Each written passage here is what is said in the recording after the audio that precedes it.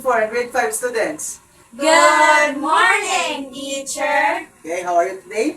We are fine, teacher. Okay, it's good to hear. So let's start our day together with a Lord's Prayer. So can you stand up and let's bow our head and open our hearts. As we say the Lord's Prayer. Father, Son, Holy Spirit, amen. Our Father, Who art in heaven, hallowed be thy name. Thy kingdom come, thy will be done, on earth as it is in heaven. Give us this day our daily bread, and forgive us our sins, as we forgive those who sin against us. Do not bring us to the test, but deliver us from evil. Amen. Amen. Father, Son, Holy Spirit, amen. Now, can you take your seats as I check on your attendance for today? Let's start with the grade 4 students. Nimia? Present, teacher. Okay, present. Very good, grade 4. Now, Present, grade 5. Janet? present, teacher. Okay, very good, grade 5. So, today, all of you are present. Yes, teacher. Okay, very good. Now, give yourself a tap and say, good job, like this. Good job. Good job. Okay, very good. So today, as I start our lesson, I want you all to listen to me. And you are allowed to speak or answer if I will allow you. I will just call you by name or give the question for the whole class to answer. Am I understood? Yes, Okay, sir. very good. Next, I want your area to be clean. Always, all the time. I don't want to see unnecessary trashes around. Am I clear? Yes, Okay, teacher. very good. And lastly, I want to have your active participation. Okay, Can you give me that? Yes, Okay, teacher. very good. So now, I have here different pictures and I want you to identify the pictures that I'm about to show you. Right? Okay, the first picture will be identified by Ninya. Ninya, can you stand up? What do you see? Can you identify what character is shown in the picture? Um, yes, teacher. I am seeing a Spider-Man. Have you met Spider-Man, Ninya? Yes, teacher. But I am seeing Spider-Man in a television. Television, okay, very good. And can we see Spider-Man in person? No, teacher. Only in television. Why, Ninya? It's because maybe Spider-Man is just a product of our imagination, teacher, or it's just a fiction. Okay, very good, Ninya. Very good. So Spider-Man is not real. Yes, He is a hero and he is the work um, of our imagination. Okay, very good, Ninya. The next picture will be identified by Janet. Janet, yes, teacher. what can you see in this picture? A spider, teacher. Yes, a spider. Very good. Where can you find a spider? Inside and outside the house, teacher. Yes. So, did you see a spider already? Yes, teacher. And why? Because they are real, teacher. Okay, They are spiders are real. They are everywhere. Thank you, Janet. And next, Janet, Yes, teacher. identify what's in the next picture. Unicorn, teacher. Unicorn. Have you already seen a unicorn? No, teacher. Why? Because it's not real, teacher. I can see it through vision, teacher, or movie. Okay, thank you, Janet.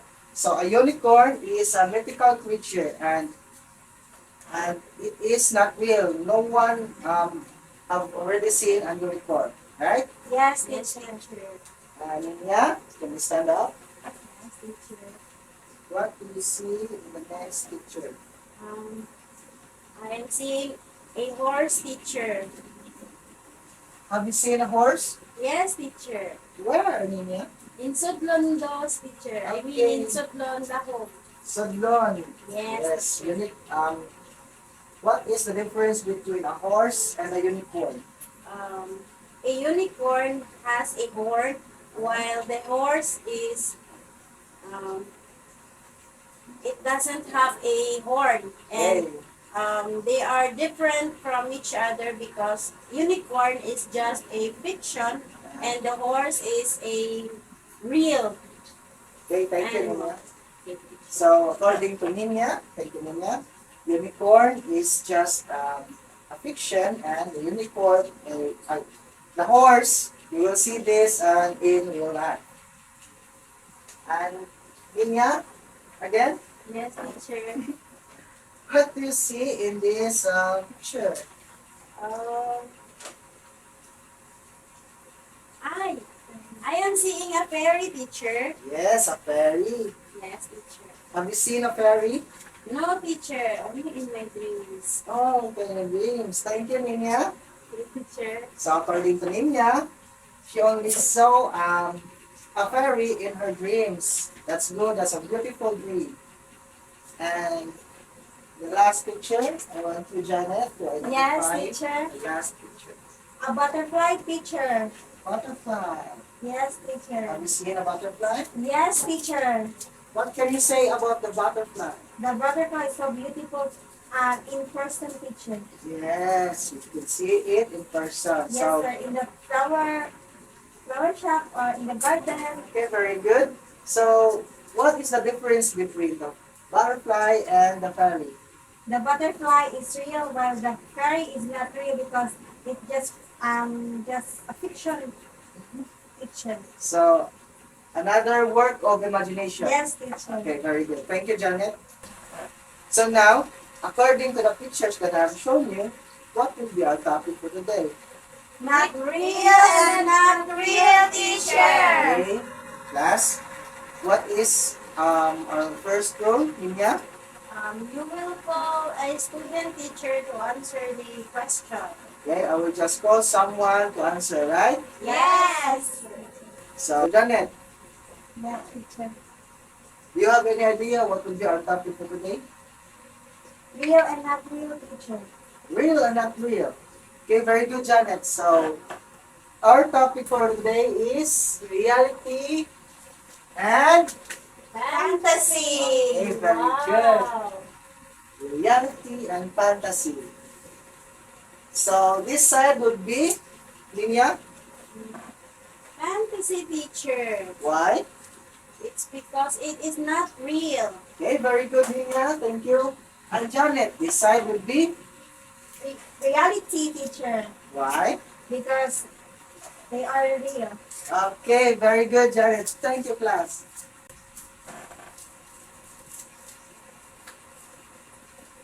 Saan mo na yung pagpapawago? Close na sa'yo na. Close na sa'yo. Close mo yung ano ka. Wala na na sa'yo, anak na. Reality ka din. Wala sa tayo. Idolo rin na isa. Sa tang. Kanin, kayo. Dili na siya ang picture. Ang picture ba din ako? Ayun, sakto na dati. Ayaw sa. Ayaw sa Hindi ka open din mo. Bubo kayo. Ano na, kagat-gatay na mo. Ay, ka na kami. Kana ba din na ka matuha ka. Basta tayo gusto na, galing ko din. Ang kalimot mo, real ni Diri ha. Reality. Very good at akong last gusto ko yan. Gamay lang.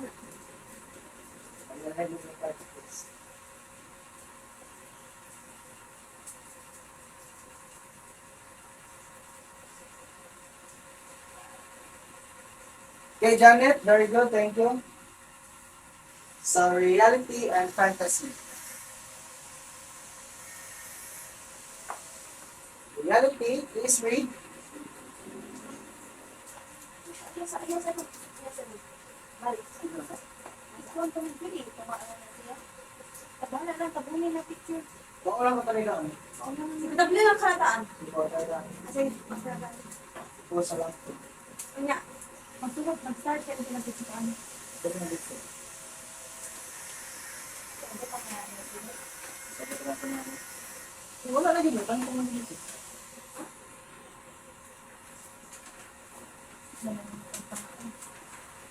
Pagkawa sa bato, sama ko na ako.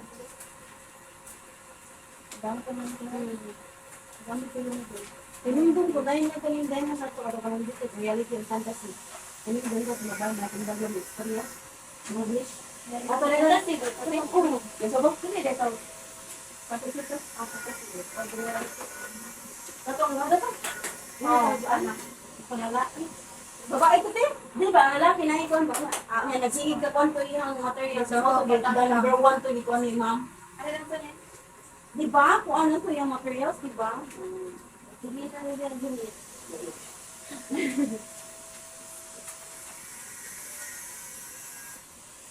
Oo, nasa. Meron pa na kung naman ay sa pag...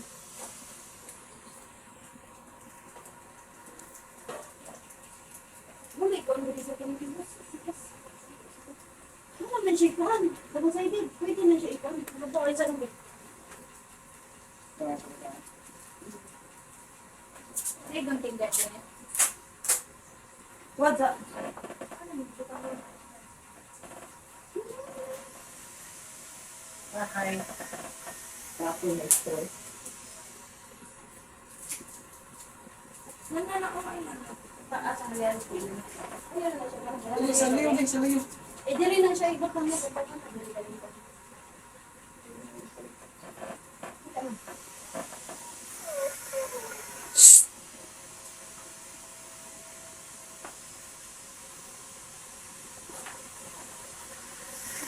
Okay, reality and fantasy. So reality is read, Janet. Is a situation that is true or an event that could really happen in real life. Yes, reality is a situation or an event or even animals, plants, anything that you can see, touch, hear, or feel is reality.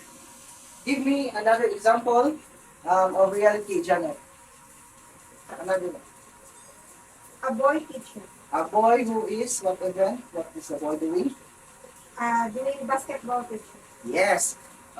Thank you, Janet. A boy doing a basketball or playing a basketball is a type of an event that is real. So let's proceed now to fantasy. Fantasy is, please read, Minya. Fantasy is a situation or an event that is magical, make-believe, and could not really happen in real life. It is a product of imagination. Okay, thank you, Minya. So a fantasy is a situation or an event that is magical and make-believe and could not really happen in real life. For instance, the Spider-Man, he is a hero wherein he saves the city, but Spider-Man only exists in movies or TV, right? Yes, teacher. And an event that could not really happen is a Fantasy. fantasy. Very good. So do you understand grade 4? Yes, teacher. How about grade 5? Yes, teacher. Okay, very good. So, to really understand our discussion today, I have here an activity for grade 4. Grade 5, I want you to listen, be quiet, and wait for your turn on this activity, okay? Okay, grade 4? Grade 5? Yes, sir. Okay.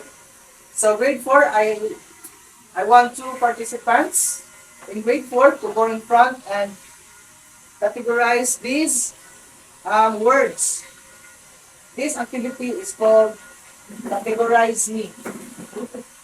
I have here different words and I want you to categorize each word, whether it is reality or fantasy. Kung kinsay una mahuman, will have a 1 point. Understand? Yes, teacher. So, who is the first participant? Okay, Ninya. Mga Sheila, Itza. Bakit timer ha? Kung kung kinsay una mahuman, mo ang katawat o 1 point. So, dali ajud. Okay, teacher. Understand? Okay. Linya, timer starts now.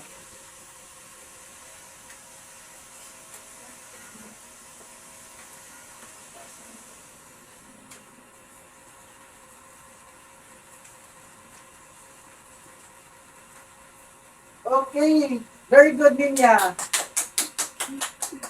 Linya finished in 1 minute and 25 seconds. Very good, Linya. That was fast. So, before we proceed to Sheena, let's check if she put it in the right place. So, let's start in reality. Ano na ito ba?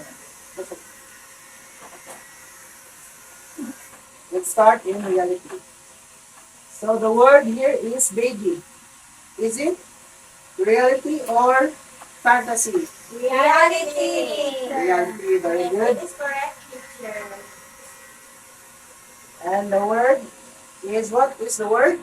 Rainbow. Is it in correct place? Yes, teacher. In? Reality. Okay, very good. You really understand your task. And lastly, Teacher. okay, it's a real or fantasy? Real. Real. Okay, very good. Now let's proceed to fantasy. Is the witch it's a work of imagination? Yes. So it is Fantasy. very good. And the next one, Batman. Batman is not real, di ay. Yes, teacher. Asa din makita si Batman? Sa television. Movie. Okay, sa movie ka din makita si Batman. And lastly, Elf. Elf. Why? Anong napantas mo? It's because Yeah? as what I've seen in the movie Snow White and Ah, the seven elves. So it's dwarves.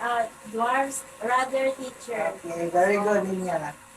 So nakita si Ninya o mga elf sa Snow White and the Seven Dwarfs. Very good Ninya. So the next will be Sheena.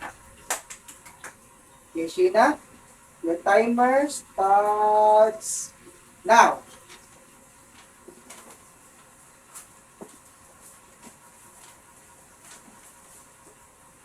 Oh, bilis ka.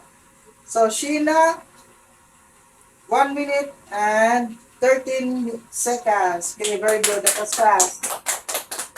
So let's check if Sheena put it in the right place. Oh, reality. Is this? What's this? Three. So the tree belongs to? Reality. Okay, very good, Sheena. Good job. And next, Bat. that. Which is belong to? Reality. Reality. And go to fantasy. Is the alien is a fantasy? Yes. Why? Because alien does not Exist. exist. Okay, very good, Sheila. And last word, Dragon. wala pa makakita dragon di ay. Yes. Wala pa sa Personal. movie. In the movie, sir. Sa movie rin sa kita, dragon. Okay, very good, grade 4.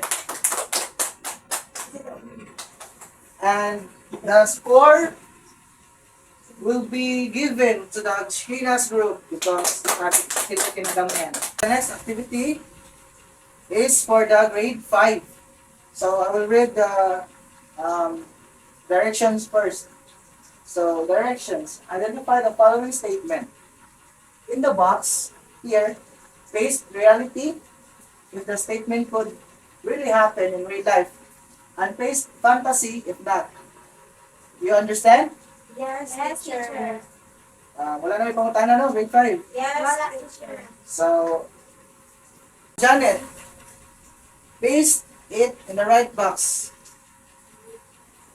Read first. Read aloud. Yeah. The Front your classmate. Front your classmate. Okay, basa. The chair walk across the street. So it is real Fantasy teacher. fantasy. Do you agree, grade 5? Yes, teacher. So all together, read the statement. The chair. Grade 5 ba naging Grade 5 ba na? Okay naman. Grade 5 naman. Like, full Facebook. Nalibog na noon ko. Balik. Yeah, do you agree na po dito? Okay, do you agree, grade 5? Yes, teacher. So read the statement. The chair walk across the street. So ano na fantasy man siya? Because the chair cannot move itself, teacher. Okay, very good, Ninya. So this statement is okay, very good. Now, Ninya, paste it in the right box, but first read it in front of your classmates. Yes, teacher. Okay.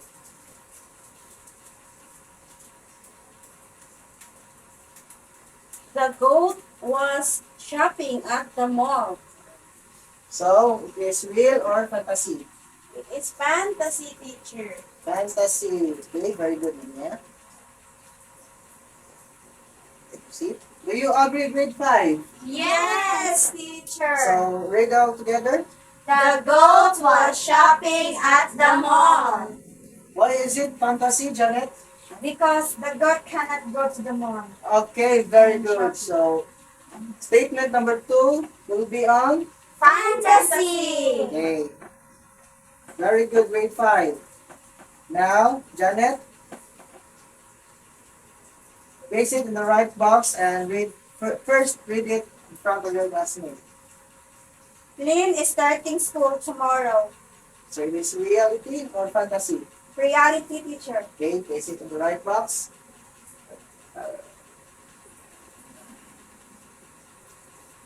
Do you agree with Janet, grade 5? Yes, teacher. So read all together. Len is starting school tomorrow. So why is it reality? Because Ninya? it really happens in the real life, teacher. Okay, very good, Ninya. So Lynn is a student like you and she go to school starting tomorrow daw. So very good, Janet. So the next statement will be based by Janet. So first, read it in front of your classmate. The cat meow. So is it right? Reality or fantasy? Reality. Okay, paste it. Okay, thank you, Janet. So grade 5, do you agree with Janet? Yes, teacher. Okay, read it. The cat meowed. So, anong reality man, Janet? Because the cat can meow. Okay, very good. So, a cat can meow. Meow mo dyan lang itingog, di ba? Yes, Okay, teacher. very good, class. And this last statement will be pasted by Linya. So first, read it in the front of your classmates. The fairy granted their wishes. So, is it reality or fantasy? Fantasy, teacher. Okay, fantasy.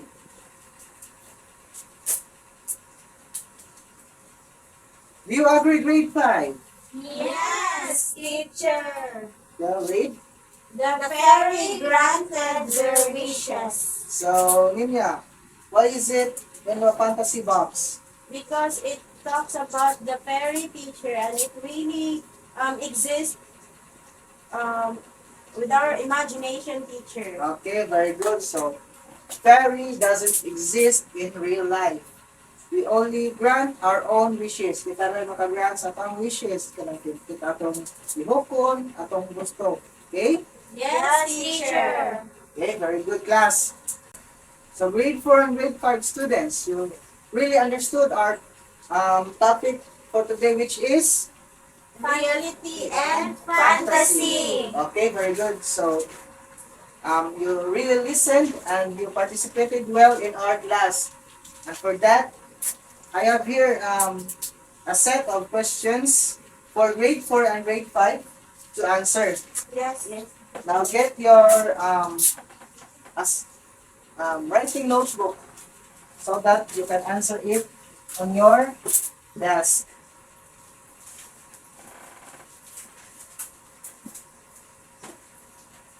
So my first set of questions is for the grade 4. This one is for the grade 4 only. Copy and answer, teacher. Yes, copy and answer, Nia. Thank you for the question. And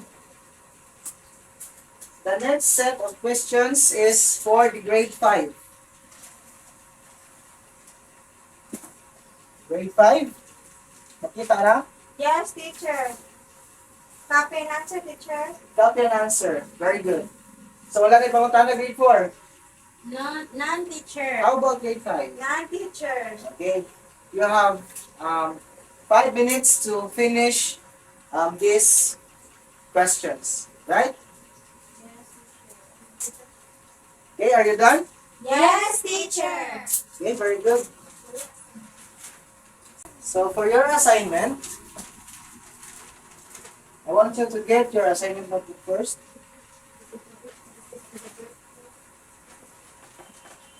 This one is for the grade 4. So for grade 4 is give and write 5 examples of reality and 5 examples of fantasy. Write your answers in your Notebook. sa notebook. Assignment. Okay. Assignment notebook. And for the grade 5, give 5 examples of reality statement and 5 fantasy statements. So, katong words, sentence. Yes, teacher. Nakikita of reality and fantasy statement. Okay, teacher. So, asa ibutan gani? Sa assignment notebook. Okay, very good. So, thank you, grade 4 and grade 5. Goodbye. Goodbye and thank you, teacher.